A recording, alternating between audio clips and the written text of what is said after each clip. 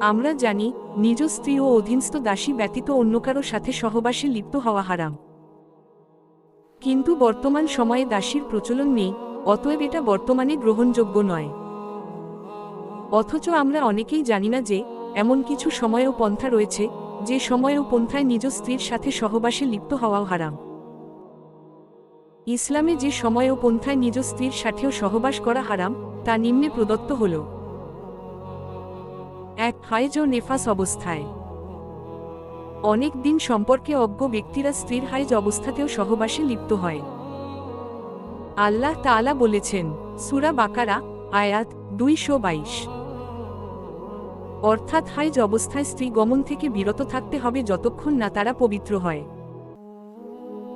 এমনিভাবে সন্তান প্রসবের পর যে রক্ত আসে তাকে নেফাস বলে। এর সর্বোচ্চ মেয়াদ ৪০ দিন। এই সময়েও সহবাস হারাম। তবে নাভি থেকে হাঁটু পর্যন্ত অংশ বাদ দিয়ে বাকি অংশ দিয়ে উপভোগ করা যায় যাচ্ছে। ২. রোজা অবস্থায়। রমজানের রোজা অবস্থায় স্ত্রী সহবাস হারাম। এতে রোজা ভেঙে যায় এবং বড় কাফফারা দিতে হয়। আল্লাহ তাআলা বলেছেন, সিয়ামের রাতে তোমাদের জন্য তোমাদের স্ত্রীদের নিকট গমন হালাল করা হয়েছে।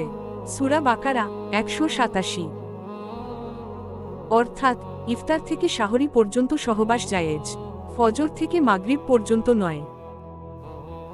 ৩. স্ত্রীর পিছনের রাস্তায় মলদারে সহবাস।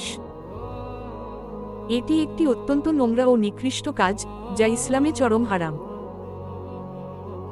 রাসূল সাল্লাল্লাহু আলাইহি ওয়াসাল্লাম বলেছেন, যে ব্যক্তি তার স্ত্রীর পায়ুপথে সহবাস করে আল্লাহ তার দিকে তাকাবেন না। আরেক হাদিসে, যে ব্যক্তি স্ত্রীর সাথে নিতম্বে সহবাস করে সে লানতপ্রাপ্ত।